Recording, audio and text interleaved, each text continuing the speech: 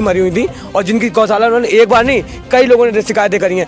ये भी कर चुके हैं, ये हमारा भाई गौरव चक्र ये भी कर चुका है, कई गौरव चक्र कर चुका है। मोहित ने तो कई बार इसने गौरव शिकायत करी है, मगर कभी गौशाला को नहीं व्यापार बना रखा है गाँव के नाम पे। सबसे ज्यादा गाँव कसी भी यही करा रहे हैं और सबसे ज्यादा गईयों कोई न सेवा है न दवा आता अधिकारी उस दिन सबको पता चल जाता है अधिकारी आ रहा, ठीक है। ये व्यवस्था सब सही कर देते हैं। जितनी गाय जितनी जैसे आज इनने कर दी है, जितनी गाय मरी हुई होती है उनको दफना देते हैं, दबा देते हैं, सही है। इनने 30-40 गाय और गाँव से ला दी। मेरे पास भी सारे एविडेंस है, वीडियो भी है। दूध गौशाला का बाहर जाता है और जो अंदर का जो भूसा आ रहा है वो भी बराबर बाहर जा रहा है उसको। गाँव माता मेरा नाम वंश राजपूत और गौरव अस्पताल हिंदू युवा वाहिनी बरेली से हूँ मैं। लगातार हमारे भाइयों को सूचना इसमें मिल रही है। और जो साथियों, इस वक्त मेरे साथ में तमाम सारे लोग मौजूद हैं, तमाम सारे नौजवान मौजूद हैं और मैं मौजूद हूँ सीवीगंज में कान्हा गौशाला के पास में। जिस तरह से आप देख रहे हैं हेमंत गंगवार जी ने गौशाला पे जो है ताला लगा रखा है और उनकी अपनी मांगें हैं और जब तक वो मांगें पूरी नहीं होंगी तब तक संभावनाएं हैं कि जो है आसानी से जो है वो हटने वाले नहीं हैं। इस तरह की संभावनाएं आ रही हैं। क्या नाम है आपका?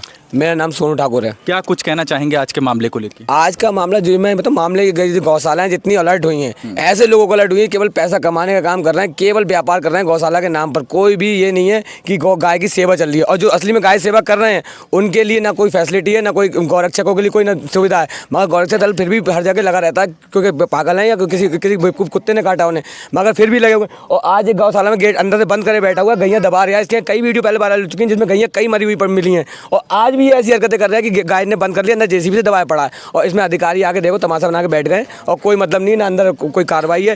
पहले भी ना कार्रवाई हुई और अब भी मुझे मालूम है कोई कार्रवाई नहीं होगी। और ऐसी गौशालाएं अगर चलेंगी तो ऐसी गौशालाएं सरकार से कहूँगा बंद कर दें। केवल ड्रामा बना रखा है गौशाला के नाम पर और गौशाला वाले सबसे ज़्यादा तस्करी और ये सबसे ज़्यादा गलत काम गौशाला वाले ही करा रहे हैं और अधिकतम लोग तो बहुत कम कर रहे हैं मगर ये ज़्यादा कराते हैं। और अभी भी आप देखो इनकी कई वीडियो में आपको दे भी दूंगा जिसमें कई गैया इनमें पहले ही मरी हुई थी और जिनकी गौशाला उन्होंने एक बार नहीं कई लोगों ने शिकायतें करी हैं।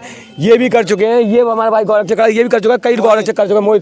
मोहित ने तो कई बार इसने गौरव शिकायत करी है, मगर कभी गौशाला को नहीं व्यापार बना रखा है गाँव के नाम पे। सबसे ज़्यादा गाँव कसी भी यही करा रहे हैं और सबसे ज़्यादा गईयों कोई न सेवा है, न दवाइयाँ हैं, न डॉक्टर को अगर फ़ोन कर दो कोई टांग में 50 रुपये प्रतिदिन गाय का मिलता है। सरकार द्वारा जो है प्रतिदिन 50 रुपये मिल रहा है और उमेश गौतम जी 15 रुपये अपनी तरफ से दे रहे हैं, मतलब 65 रुपये पर गाय है। लेकिन फिर भी गायों के साथ अत्याचार हो रहा है। तो मुख्य दोषी किसे मानते हैं? मुख्य दोषी हम तो यहाँ के जो सुपरवाइजर है, यहाँ के जो कार्यकर्ता और सुपरवाइजर और जो इसका संचालक है, यहाँ की गौशाला को नहीं सारी गौशाला यहाँ का जो संचालक है उन सबको हम मुख्य दोषी मानते हैं क्योंकि चलाने वाले ये हैं। यहाँ अधिकारी आता महीने 2 महीने, जिस दिन आता अधिकारी उस दिन सबको पता चल जाता है अधिकारी आ रहा, ठीक है।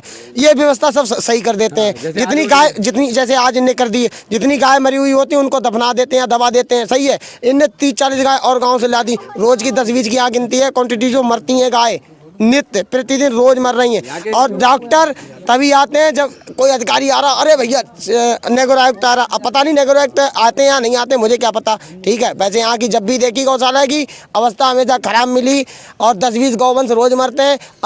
अभी भी अंदर दफन कर रहे हैं ये लोग गौ माताओं के लिए। चाहे आप ताला खुलवा के अभी हमारे साथ चले, मिट्टी खुलेगी, जेसीबी चल रही है, जेसीबी अभी चल रही है। अभी जब लोग भूख हड़ताल पे बैठे हैं तब से जेसीबी 6 बजे जेसीबी चल रही है और अंदर गेट बंद कर बैठे हैं। अरे तुम गलत नहीं तो गेट क्यों बंद कर लिया? हमें देखने दो, क्योंकि लड़के देख चुके हैं, कई बार वीडियो बना चुके हैं, इसलिए ये लोग ऐसा करते हैं कि बड़ा 2 ट्रक पकड़े गए अभी खालों से भरे हुए। अब इससे ज़्यादा क्या लोग। और आप बताइए अभी भी ये क्या ना तस्करी यहीं से रात में गैया निकाली जाती हैं और बेची जाती हैं और कुछ नहीं हुआ, यही तस्करी करा रहे हैं। इन लोगों पर कार्रवाई हो। मैं ये कहूँगा सारी गौशालाओं को लाइसेंस वगैरह सबको बाहर बेचते हैं लोग। मेरे पास भी सारे एविडेंस है, वीडियो भी है। दूध गौशाला का बाहर जाता है और जो अंदर का जो भूसा आ रहा है वो भी बराबर बाहर जा रहा है उसको। गाँव माता मेरा नाम वंश राजपूत और गौरव अस्पताल हिंदू युवा वाहिनी बरेली से हूँ मैं। लगातार हमारे भाइयों को सूचना इसमें मिल रही है और जो उसका संचालक है राजपूत जो चलाता है इसको, सबसे ज्यादा उसकी कमी है।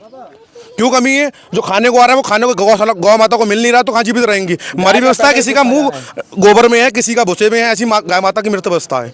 तो किस तरह की व्यवस्था चाहते हैं? हम व्यवस्था ये चाहते हैं कि गौशाला मुख्यमंत्री की सरकार है, योगी जी कह रहे हैं कि हमारे सरकार में गौ माता सुरक्षित है। कहाँ सुरक्षित है? कैमरा के आगे हम ये चाहते हैं कि गाड़ी देखो कैसे पार होती है गाय, ये चीज देखो पिकअप जा रही है। कैमरे के माध्यम से आप देख सकते हैं कि गायों की तस्करी ऐसे होती है।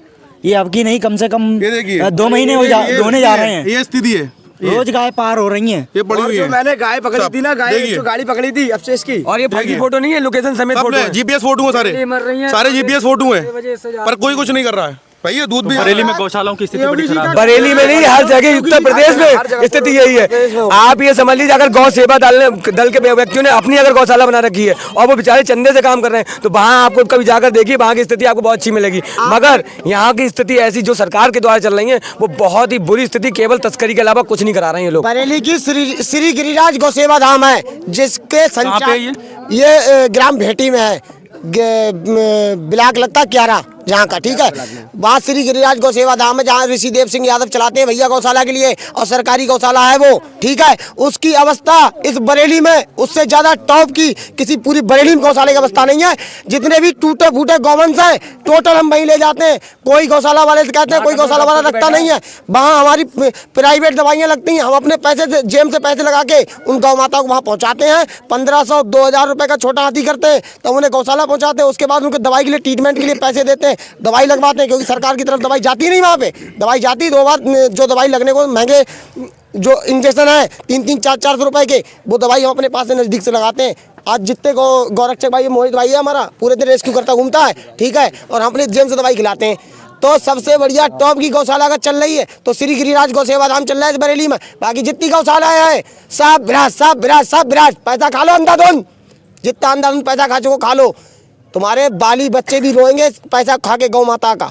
क्या कुछ कहना चाहेंगे आप? मेरा नाम अंशुल है। मैं ये कहना चाह रहा हूँ, जो एक गाड़ी पकड़ी थी ना काफी समय पे, अभी पकड़ी थी लगभग हो 3-4 महीने, तो गाड़ी पकड़ी थी एक गौ माता की अवशेष की, तो यहाँ की जो गौशाला का नाम लिया था किस गौशाला? तस्कर ने, काना पानवेंट उपवन, काना गौशाला, हाँ इसी का नाम लिया था मौजूद है जी। अभी इस टाइम यहाँ मौजूद है।